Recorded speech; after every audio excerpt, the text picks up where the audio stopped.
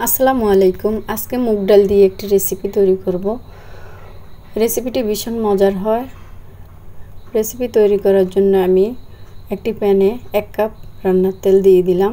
তেল বেশ ভালোভাবে গরম হয়ে গেছে। এখন কিছু গোটা মশলা দিয়ে দিব, এলাচ, দারচিনি, তেজপাতা। এগুলো একটু নেড়ে ছেড়ে স্মেল বের হলে এখানে 1 কাপ পেঁয়াজ কুচি দিব। পেঁয়াজ কুচিটাকে একটু ভালোভাবে নেড়ে ছেড়ে নিব।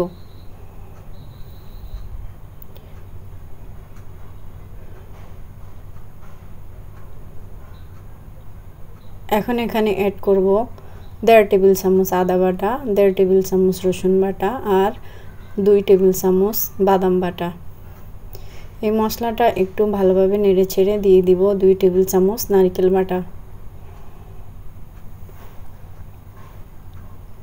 এখন এখানে গুঁড়া মশলা অ্যাড করব 1 টেবিল চামচ করে হলুদের গুঁড়া, মরিচের গুঁড়া, জিরার গুঁড়া, ধনিয়া গুঁড়া আর হাফ টেবিল চামচ গরম মশলা গুঁড়া দিয়ে একটু নেড়েচেড়ে হাফ কাপ গরম পানি দিয়ে মশলা 5 মিনিট কষিয়ে নিব।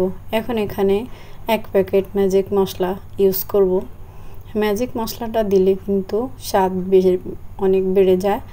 এখন আমি একটু নেড়েচেড়ে কষিয়ে নিব। এখানে পরিমাণ মতো লবণও দিয়ে দিয়েছিলাম। এখন এখানে দিয়ে দিব মুরগির মাংসের মশলা।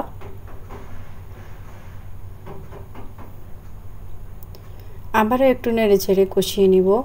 ভেজে রাখা মুরগি দিয়ে দিব। এখানে একটি মুরগি আছে পুরোটাই মুরগি আমি আগে লবণ, হলুদের গুঁড়া, মরিচের গুঁড়া মেখে ভেজে রেখেছিলাম।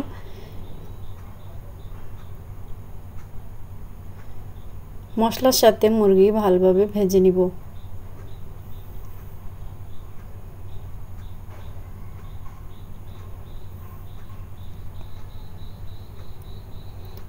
মুরগির মাংস এরকম ভাজা ভাজা হয়ে গেলে এখানে আমি ভেজে ধুয়ে পরিষ্কার করে রাখা মুগ ডাল দিয়ে দিব। মুগ ডাল আগে ভালোভাবে ভেজে আমি পরিষ্কার করে ধুয়ে পানি ঝরিয়ে রেখেছিলাম। এখন মশলা যাতে পুড়ে না যায় একটু হাফ কাপ গরম পানি দিয়ে দিলাম। নেড়ে ছেড়ে দিব যাতে নিচ থেকে লেগে না যায়। ঢাকনা দিয়ে কষিয়ে নিব। ঢাকনা খুলে আবার একটু নেড়ে দিব। একটু ঘন ঘন নাড়তে হবে আস্তে আস্তে। দিয়ে দিব এখানে 2 কাপ গরম পানি।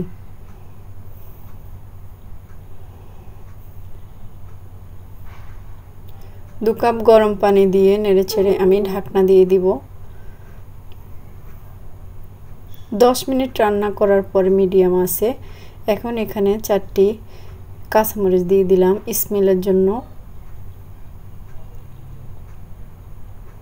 আবারও ঢাকনা দিয়ে 10 মিনিট রান্না করে নিব। আমার রান্নাটা মোটামুটি হয়ে আসছে। এখন দেখব ডাল সিদ্ধ হয়েছে কিনা। ডাল ভালোভাবে সিদ্ধ হয়ে গেছে। বেশি পানি আর শুকাবো না। এখন উপর থেকে ধনেপাতা কুচি দিয়ে নামিয়ে নিব। আজকের রেসিপি যদি ভালো লাগে শেয়ার করার অনুরোধ রইল। সবাই অনেক বেশি ভালো থাকবেন। সবার জন্য অনেক অনেক শুভকামনা। আল্লাহ হাফেজ। আসসালামু আলাইকুম।